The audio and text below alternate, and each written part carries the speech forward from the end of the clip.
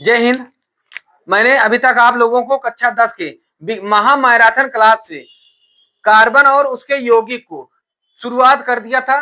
Carbon और उसके यौगिक में सबसे पहले तुम्हें बताया सहसंयोजक आबंध। सहसंयोजक आबंध क्या होता है कि जो संयोजकता से संयोजकता का जुड़ना, यानी इलेक्ट्रॉनों से इलेक्ट्रॉनों के बीच साझा करना। मैंने खूब अच्छी तरीके से समझा दिया था ना, है ना। अब इसके बाद फिर बताया था मैंने अपरूपण। अपरूपण को भी बता दिया था खूब अच्छी तरीके से। अपरूपण समझने के बाद अब समझते हैं हाइड्रोकार्बन। अब यहीं से तुम्हारा क्वेश्चन सबसे ज्यादा बनता है हाइड्रोकार्बन से, है ना। हाइड्रोकार्बन सबसे पहले क्या होगा? हाइड्रोकार्बन।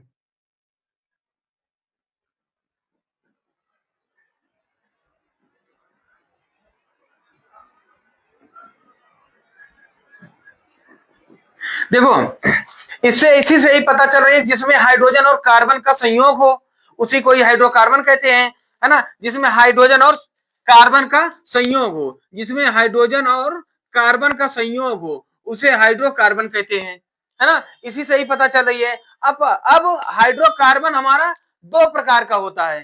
कौन कौन से? संतृप्त हाइड्रोकार्बन और असंतृप्त हाइड्रोकार्बन। संतृप्त हाइड्रोकार्बन क्या होता है? जिसकी संतृप्त, देखो मैंने पहले भी बता दिया था, संतृप्त का मतलब होता है पूर्ण होना। जो चीज पूर्ण हो गई है, जैसे कार्बन के साथ जितना बंध बनाना हो, डबल बंध ना लगे, सब हाइड्रोजन से ही पूर्ण हो जाए, उसी को ही संतृप्त हाइड्रोकार्बन कहते हैं। असंतृप्त हाइड्रोकार्बन का मतलब यह होगा कि जो कार्बन के, जो हाइड्रोजन से पूर्ति ना हो और कार्बन कार्बन के मध्य बंध बनाकर पूर्ति करे, उसे ही हम कहते हैं असंतृप्त हाइड्रोकार्बन। जैसे इसमें बता दिया था, इसमें संतृप्त में आता है एल्केन और असंतृप्त में आता है एल्कीन और एल्काइन, है ना। ये दोनों आ गए। इससे इसके पहले भी मैंने बता दिया था कि कार्बन कार्बन के मध्य एक सिंगल बंध बनेगा, है ना। मैंने क्या बताया था? एक कार्बन होता है, कार्बन की 4 संयोजकता होती है ना। अब इस चारों संयोजकता को किसी ना किसी से जोड़ोगे। अगर 4 हाइड्रोजन है, जिसे मान लो CH4 है, मैंने बताया था CH4 है।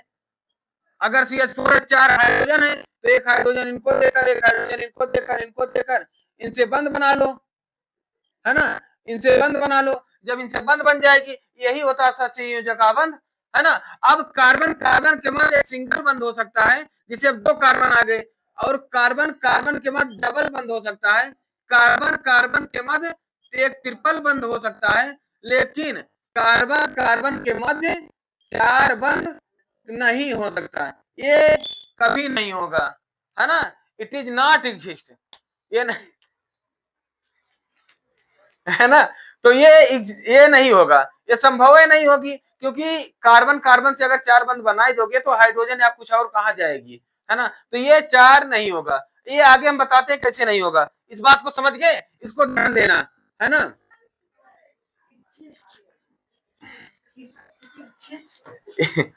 है ना। तो एग्जिस्ट को ज्यादा, हाइड्रोकार्बन हाइड्रोकार्बन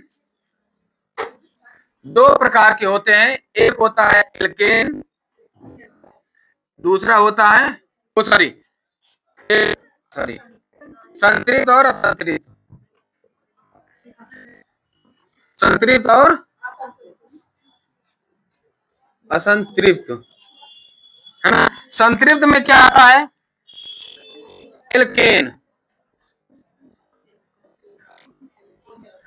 और असंतृप्त में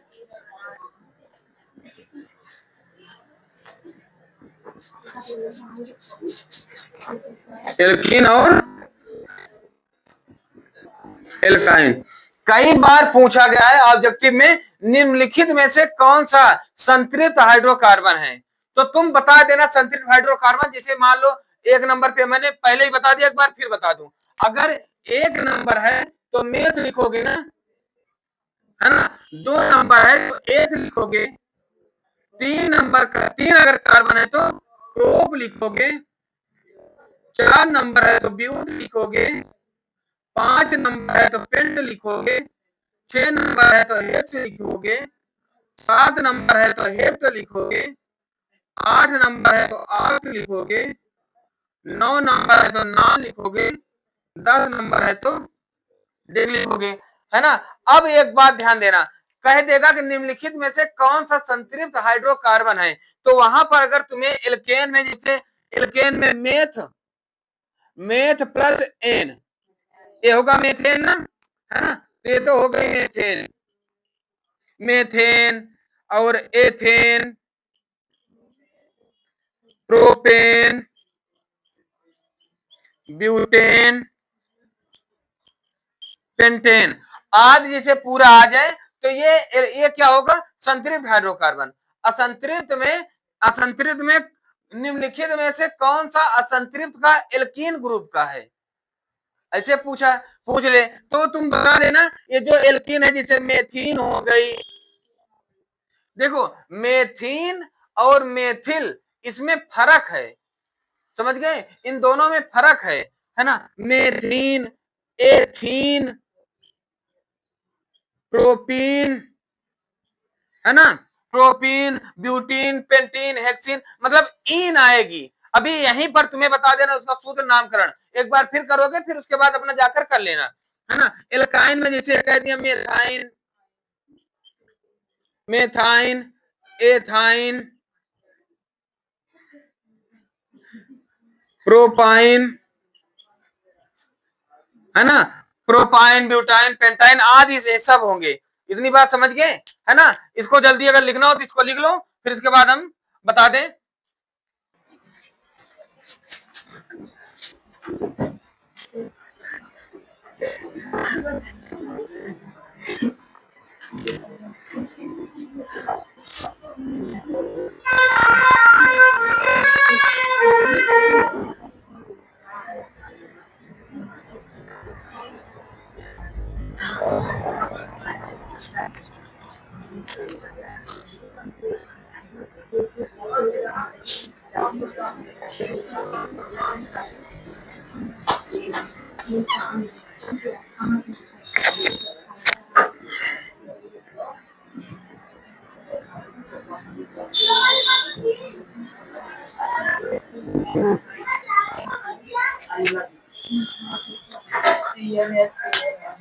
चलिए अब ये देखते हैं एल्केन। मैंने बताया ना संतृप्त में एल्केन ग्रुप आती है, एल्केन का अनुलग्न होता है एन, इसका सूत्र होता है CnH2n+2, जैसा तुम देख रहे हो, है ना। तो अब इसी में हम कुछ नहीं करेंगे, सबका दो दो हम बता दे रहे हैं नामकरण श्रृंखला के साथ, फिर इसके बाद हम आगे बढ़ते हैं। और अगर यहां से तुम्हें कम समझने में आए कि जल्दी बता दिया हूं, तो मेरे प्लेलिस्ट में जाना और वहां पर आईपीएससी का नामकरण पूरी तरह से एक एक करके, एल्केन का ही खूब पूरा बताया हूं, एल्कीन का और एल्काइन का पूरा सब एक एक करके डिबेट बताया हूं, वहां पर जाकर देख लेना। वैसे पूरा कोशिश करूंगा कि यही समझ जाओगे, है ना, समझ गए। अब देखना, जैसे अब मान लेते हैं कि यहाँ पर हमारा अनुलग्न है एन, अब यहाँ पर एक नंबर कार्बन अगर n बराबर n=1 रखेंगे तो C1, C यहाँ पर n के स्थान पर 1 रखेंगे, H2 इंटू 1 के स्थान, n के स्थान पर 1।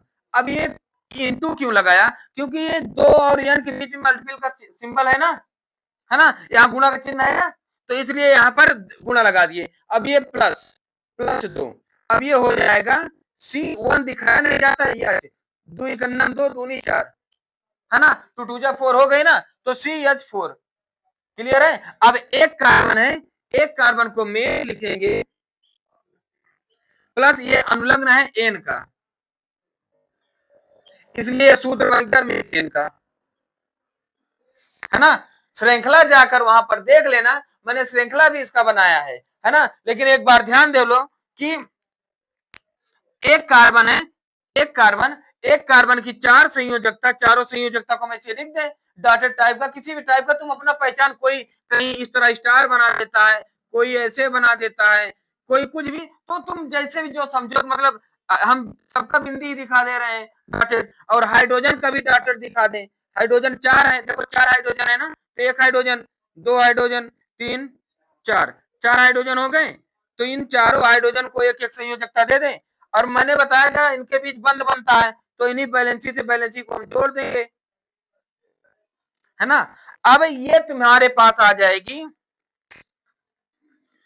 इसका करोगे H, एक H लिखने के बाद एक कार्बन CH3, HCH3, है ना। इसी तरह इसी तरह तुम्हारा सूत्र बनता चला जाएगा मेथेन का, एथेन का, प्रोपेन का, ब्यूटेन का। यानी इसको रखोगे, नहीं समझ पाओगे चले जाना मेरे प्ले लिस्ट पे, वहां पर देखना, है ना। फिर यहाँ पर एल्कीन का, एल्कीन का क्या होगा, एल्कीन में n इक्वल 1 रखेंगे तो C1H2 इंटू 1, 2 1 जा 2 CH2। इस पर तो नाम बन गई, लेकिन इस पर श्रृंखला संभव नहीं होगी, इस पर श्रृंखला संभव नहीं होगी,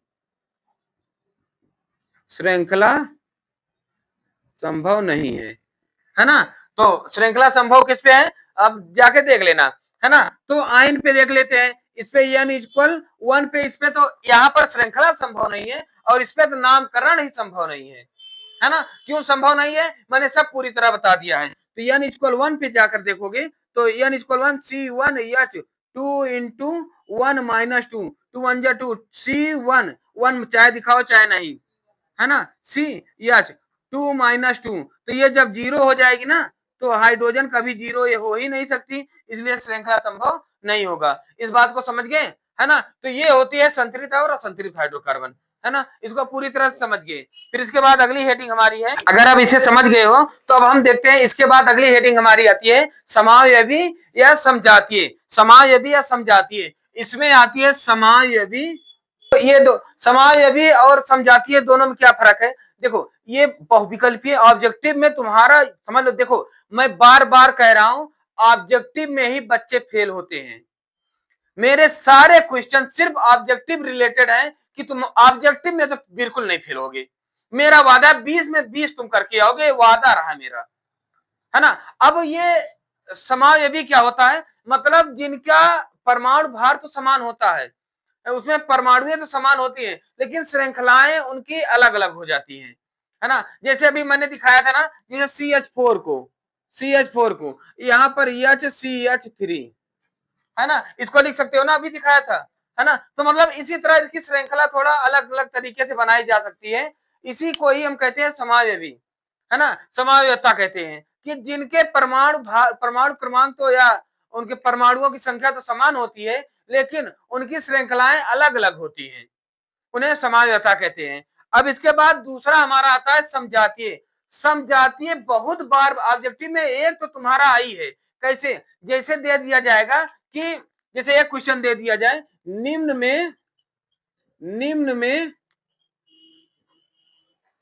कौन समजातीय, कौन प्रोपेन परिवार का है, या किसी भी तरह प्रोपेन का समजातीय है, या प्रोपेन परिवार का है ना। तो ऑप्शन ए में दे दिया जाएगा ब्यूटीन,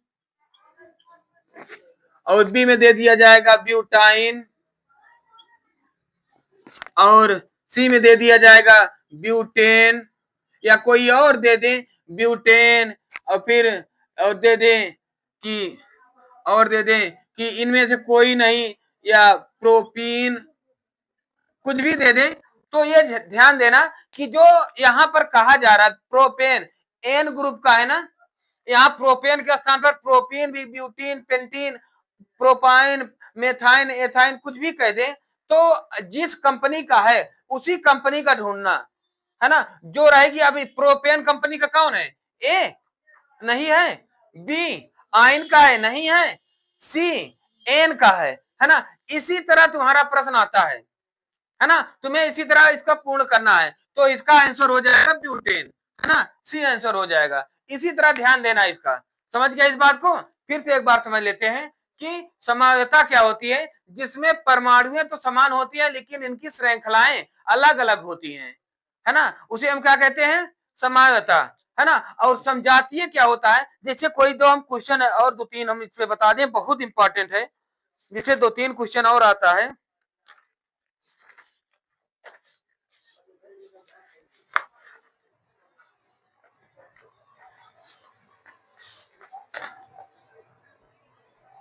देखो इसमें दो प्रश्न और है, थोड़ा इसके अलावा भी हम हट के हम बता दे रहे हैं, है ना। दो प्रश्न और है कि ये कहा जा रहा है, इसको मिटा दे रहे हैं, है ना।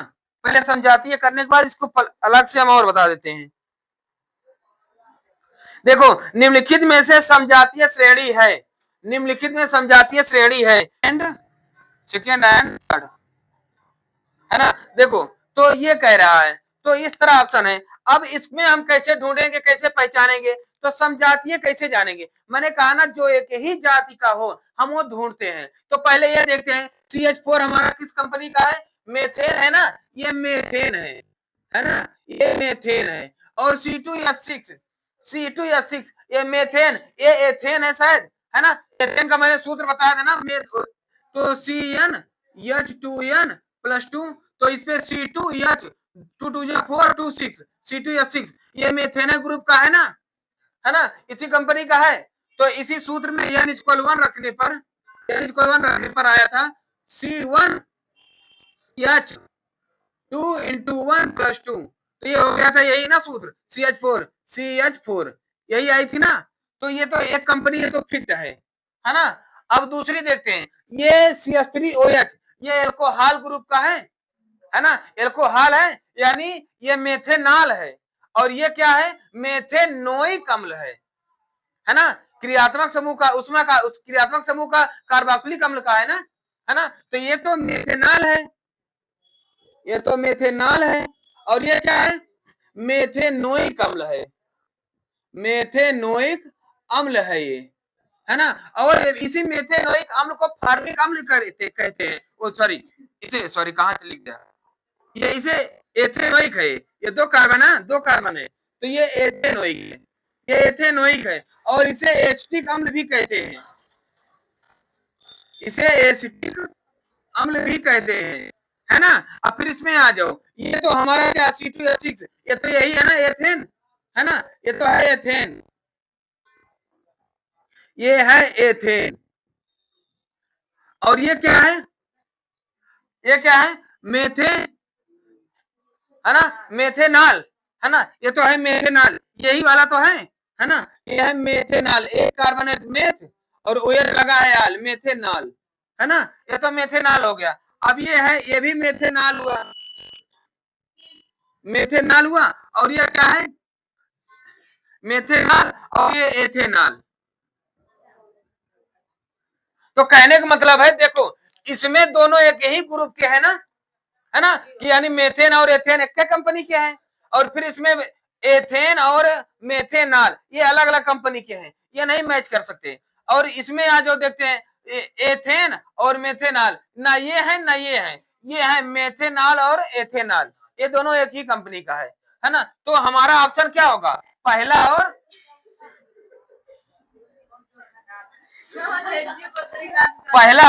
चौथा। तो पहला और चौथा कहाँ है, ये है, बी ऑप्शन ही सही हो जाएगा, है ना, बी ऑप्शन सही हो जाएगा।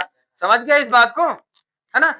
इसी तरह इसको ध्यान देना, है ना। अच्छा हाँ, रही बात इस तरह और ध्यान देते हैं कि अगर तुमसे पूछ ले कि निम्नलिखित में से कौन सा एल्केन का सूत्र है, तो मैंने बता दिया ना, एक बार फिर से ध्यान दे देते हैं, क्वेश्चन बचनी नहीं चाहिए। देखो एल्केन का सूत्र होता है CnH2n+2, है ना। और एल्कीन का होता है CnH2n बस। और एल्काइन का होता है CnH2n-2।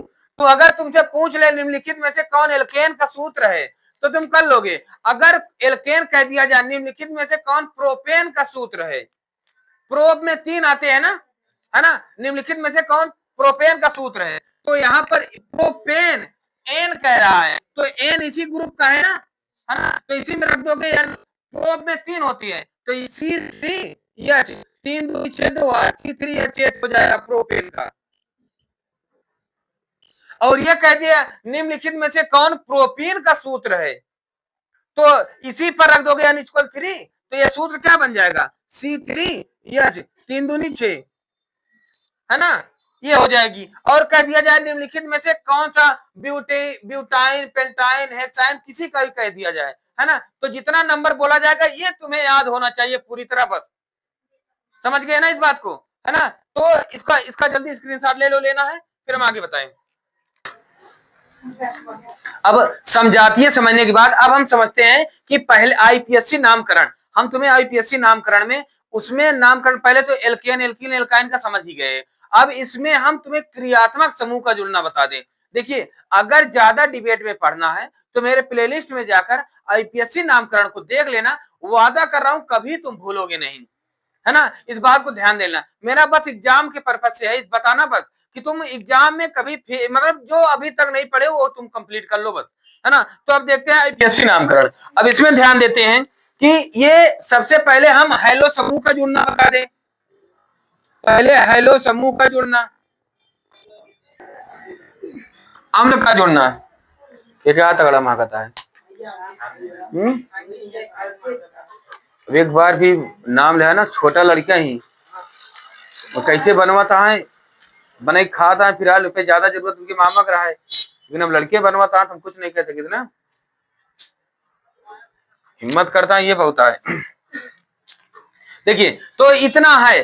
अब इतना समझने के लिए सबसे पहले हेलो समूह में हमारा आता है यक्स, यक्स आता है। यक्स में सबसे पहले आइडो, क्लोरो, ब्रोमो और फ्लोरो ये आ जाए। अगर तुम्हें कहीं आई मिल जाए तो आइडो, सीएल मिल जाए तो क्लोरो, बीआर मिल जाए ब्रोमो और ब्लोरो नहीं भैया, ब्रोमो, है ना, और एफ मिल जाए तो फ्लोरो, है ना, ब्लोरो नहीं भैया, ब्रोमो, है ना। तो फिर ये हम इस करने के बाद और इसका पहचान होगा, ये देखो जैसे मान लो कि हमारा मेथेन है, ध्यान से समझना, दो बताऊंगा, मेथेन है ना, मेथेन का सूत्र होता है CH4 ना, तो CH4 इसमें इसकी श्रृंखला हम इसी तरह बनाएंगे ना, है ना। इसमें कोई एक हेलो समूह आकर जुड़ जाए कोई भी, है ना, तो ये फ्लोरो आ गई, है ना, तो इसे इसका नाम पहले लिखेंगे फ्लोरो, फ्लोरो, फ्लोरो मेथेन, फ्लोरोमेथेन, है ना।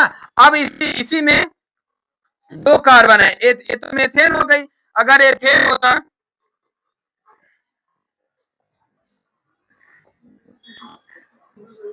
अगर एथेन होता C2H6 तो दो कार्बन होती, दो कार्बन, इसकी चार संयोजकता तो हम लिखते ही, है ना, कार्बन कार्बन के बाद बंध बनाते हैं, है ना। इसमें हाइड्रोजन हाइड्रोजन सब में देते हैं ना,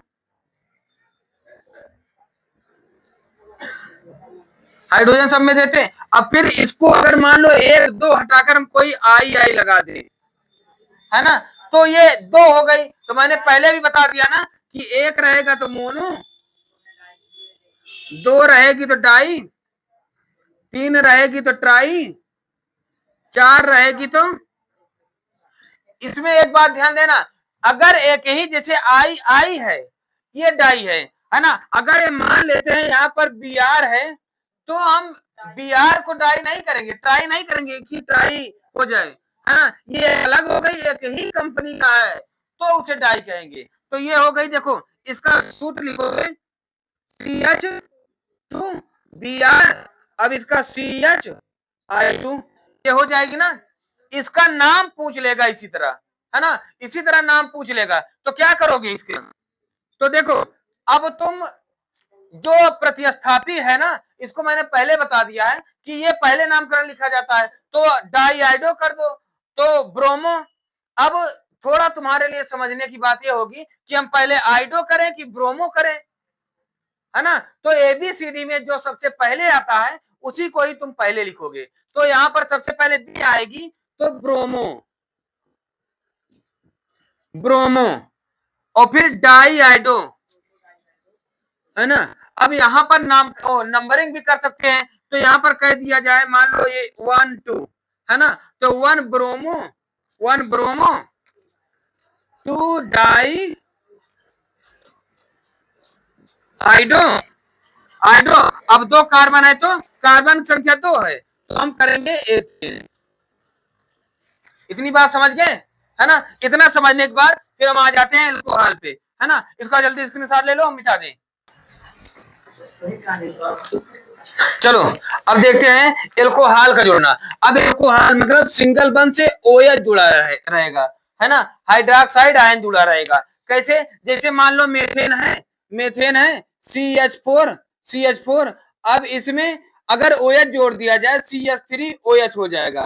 तो कहेंगे इसका नामकरण बताओ, या इसका कुछ भी पूछ लें इससे संबंधित, OH जुड़ा रहेगा तो एल्कोहल ग्रुप का है ना। और इसका अनुलग्न होता है आल। क्या होता है?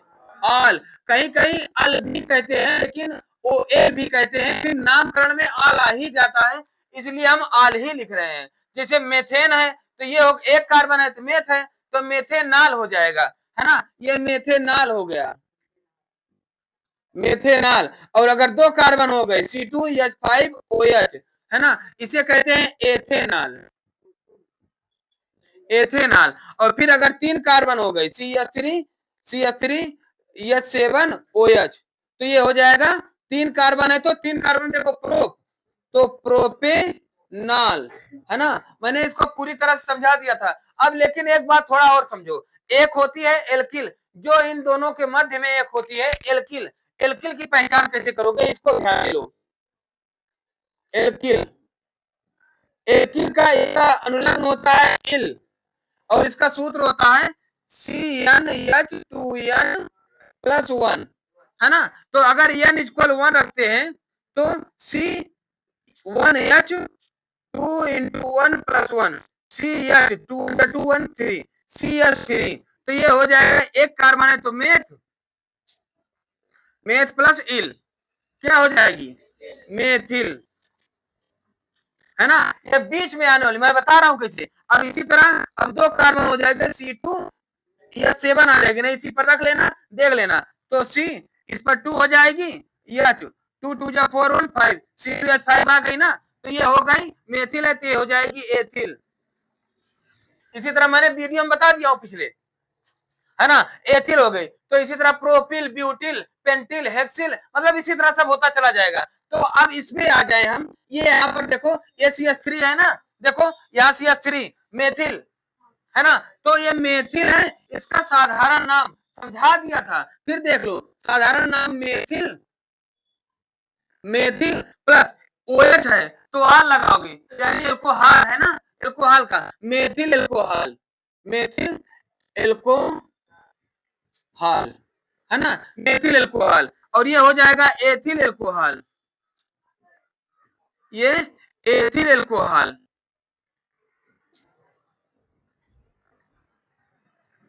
है ना। ये हो जाएगा, तीन कार्बन है तो प्रोपिल, प्रोपिल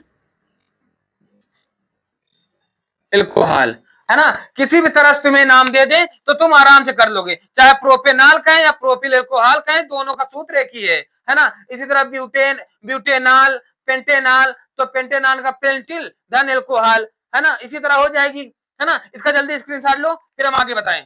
कहते हैं कि हम ये कीटोन, एल्डिहाइड, कार्बोक्सिलिक, बस फर्क क्या है, इस कीटोन का अनुलग्न होता है ketone own, own, ketone own, है ना, पहचान बताते हैं, है ना, ketone own, aldehyde, aldehyde pied, है ना, नहीं, इसका होता है अल, हर जगह वही नहीं पड़ेगा, अल।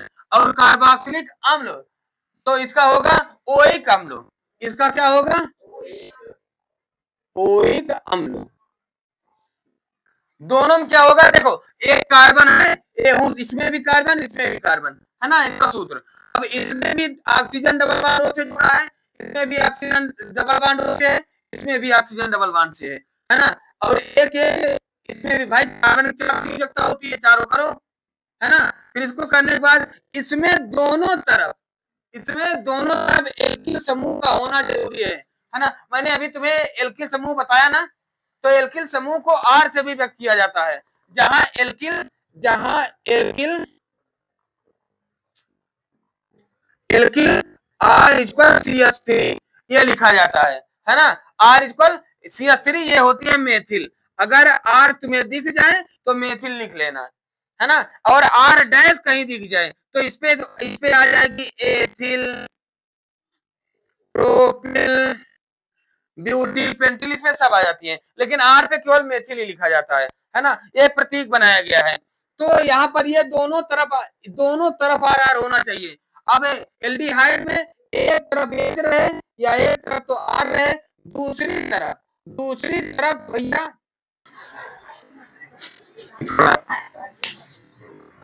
ये थोड़ा मिल नहीं रहा है, ये एक ही रंग हो जा रही ना, तो यहाँ पर एक ऑक्सीजन है और दूसरा ये तो रहेगा, दोनों तरफ एच रहेगा, लेकिन एक साइड ये तो बदलेगा नहीं, लेकिन ये बदल सकता है, ये नहीं, ये बदल सकता है, ये ना बदले। एक साइड तुम्हें लास्ट में CHO देखने को मिलेगा कि एक तरफ CHO देखने को मिलेगा, है ना। अब ये तो तुम्हें RCOR ये देखने को मिलेगा, है ना। इसी तरह इसमें है, इसमें OH रहेगी और दूसरी तरफ H भी हो सकती है और R भी हो सकती है।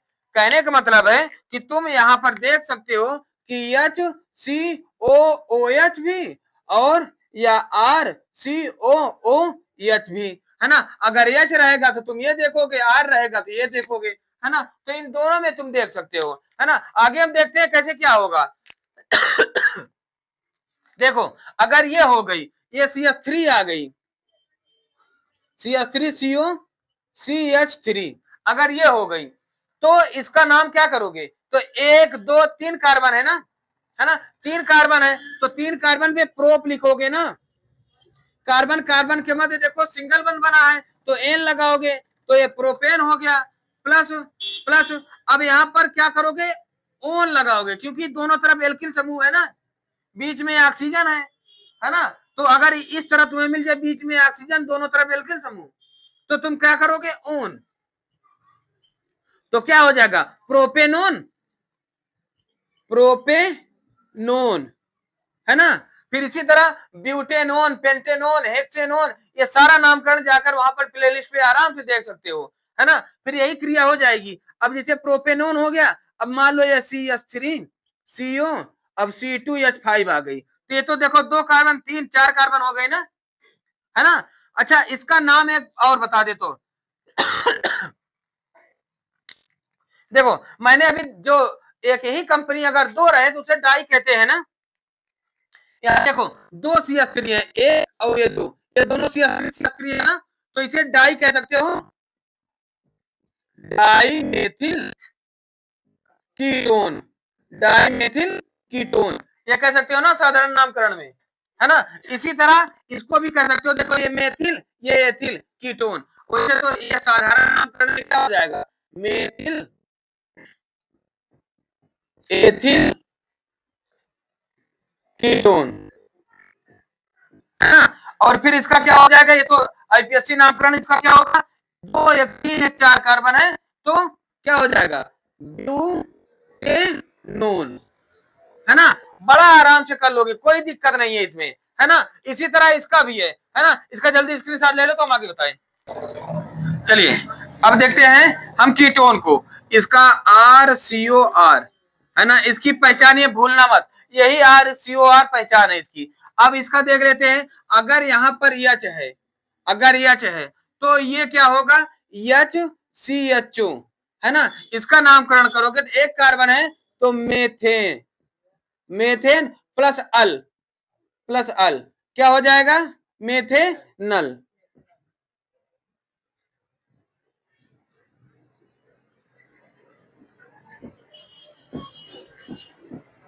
मेथेनल, है ना। और अगर ये आर आ गई है, अगर ये आर आ गई है तो RCHO, मतलब लास्ट में तुम्हें CHO देखने को ही मिलेगा, लास्ट में भी मिल सकता है, पहले भी मिल सकता है। कैसे, जैसे HCO, अब यहाँ CH3 ऐसे भी कर सकते हैं, है ना, या यहाँ पर R कर दे, अभी चूंकि R लिखा हूं, COR, तो देखो CHO ये मिल रही है ना, है ना, ये मिल रही है, तो ये समझ लेना तुम्हारा क्या है,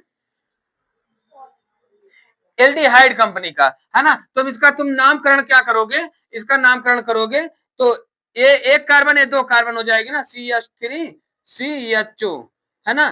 तो क्या हो जाएगा, 2 कार्बन एथेनल, है ना। अब एक बात ध्यान दो, साधारण नामकरण में, साधारण नामकरण ये मेथेनॉल का साधारण नामकरण होता है कि फॉर्मेल्डिहाइड क्या होता है, फॉर्मेल्डिहाइड, है ना। और इसका क्या होता है, एसिटेल्डिहाइड, एसिटेल्डिहाइड, इतना समझ गए, है ना। इसी तरह इसमें भी है, इसी तरह इसमें भी है। इसका अगर ये CHO है, अगर ये आ गया यह CHO, तो ये तो होगा एक कार्बन है तो मेथेन धन ओइक अम्ल, तो ये हो जाएगा मेथेनोइक अम्ल, है ना। और ये आएगा तो हो जाएगा 2 कार्बन हो जाएगी एथेनोइक अम्ल, है ना, समझ गए। और मेथेनोइक अम्ल को कहते हैं फार्मिक अम्ल, इसे कहते हैं फार्मिक अम्ल, और इसे कहते हैं एसिटिक,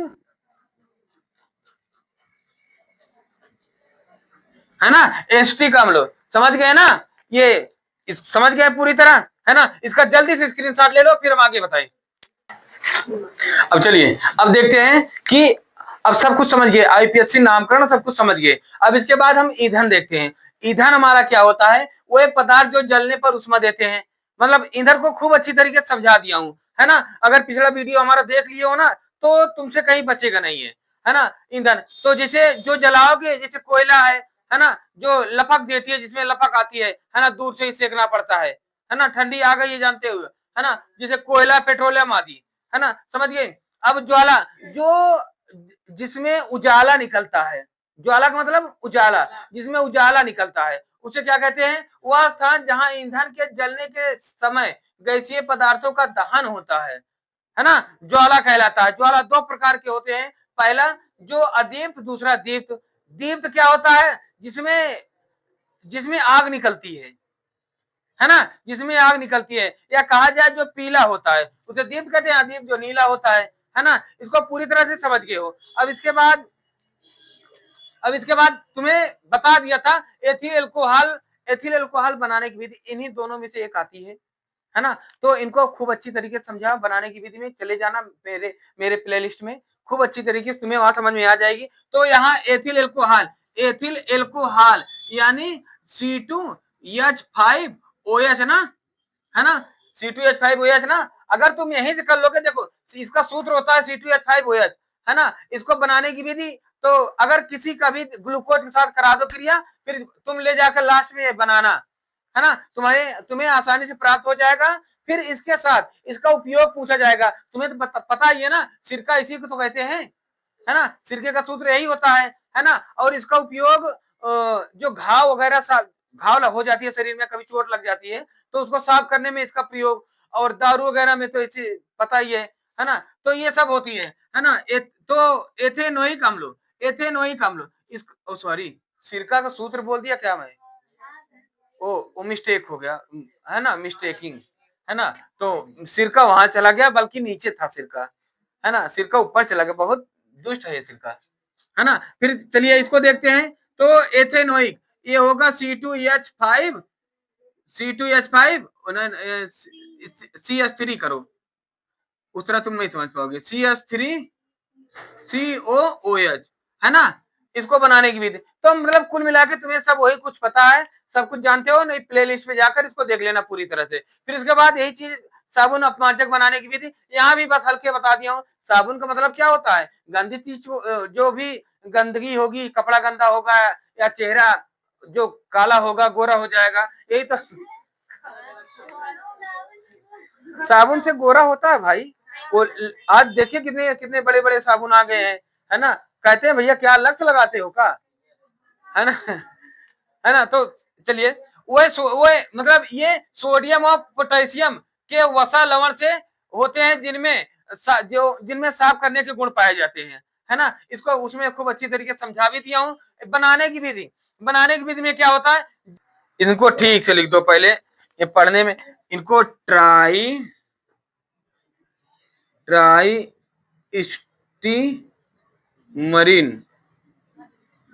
स्टीमरीन रा है, ये रा है। अच्छा वो टा जनाई दे रहा था, अभी भी दिखाई दे रहा है।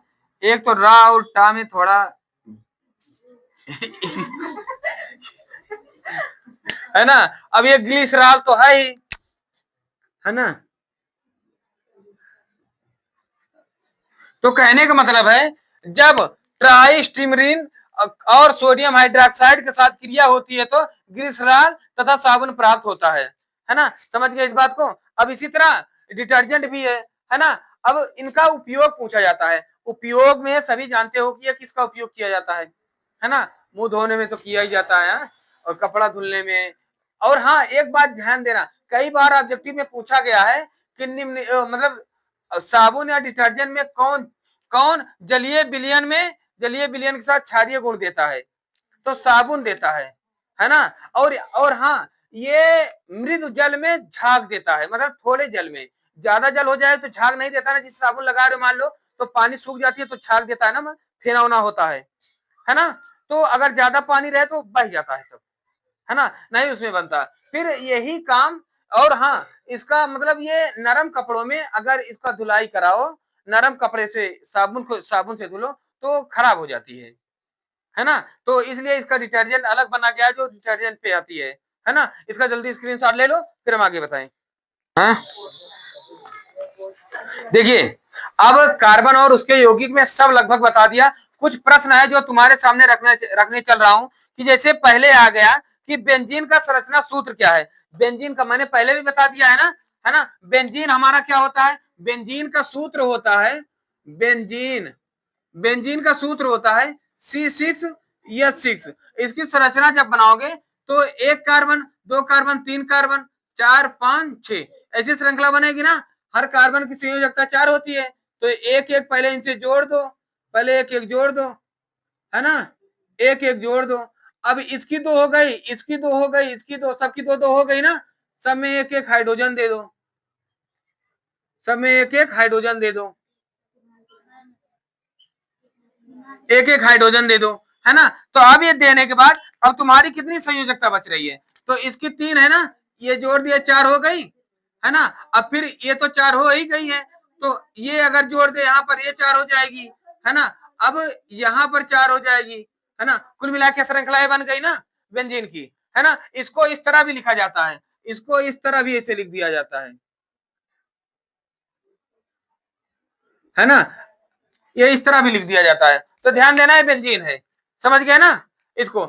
और अगला क्वेश्चन है,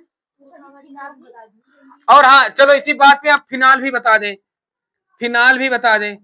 फिनाल का सूत्र होता है C6H5OH, C6H5OH। तो जब इसका श्रृंखला बनाओगे तो देखो इसी तरह श्रृंखला बनाओगे, इसी तरह 1 2 3 4 5 6, इसका इसका तो अंदर अंदर तो बंद बनाओगे ही, है ना। एक एक हाइड्रोजन दोगे,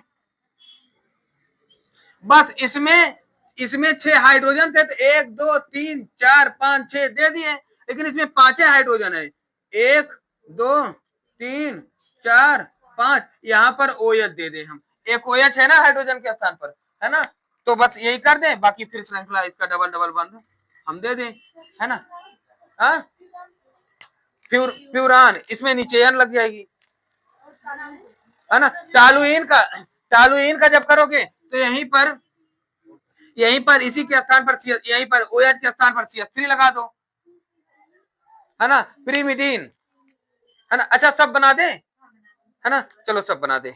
चलो ये भैया अब देख लो, मतलब अब सब बता दिया कि इसीलिए अब सारी चीज बता दिया कि देखो कोई दिक्कत ना रहे। जैसे प्यूरान आ जाए, प्यूरान में क्या होगा, इसका सूत्र तुम्हें आ जाएगा, मैंने सूत्र नहीं लिखा। प्यूरान का सूत्र होगा C4H4O। प्यूरान देखो 1 2 3 4, 4 कार्बन और 1 2 3 4, 4 हाइड्रोजन, 1 ऑक्सीजन, है ना। और इसमें क्या, इसका क्या होगा, 4 कार्बन C4H4 होगी, H4 और एक N, है ना, H4N, ठीक है ना। अब इसके बाद ये फिनाल का सूत्र तो मैंने बता ही दिया, है ना। बेंजीन का भी सूत्र बता दिया, है ना। पिरीडीन का सूत्र क्या होगा, पिरीडीन का C5H5N, इसका C5H5N, इसका क्या होगा, इसका C6H5 CH3 ये होगी। और इसका क्या होगा, इसका क्या सूत्र लिख ही दिया हूं। तो कहने का मतलब सब तुम्हें तुम्हारे सामने मिल गई है, सब आराम से देख सकते हो, है ना। एक बार इसका जरूर स्क्रीनशॉट लेकर फिर स्क्रीनशॉट लो, फिर हम आगे बताएं, है ना।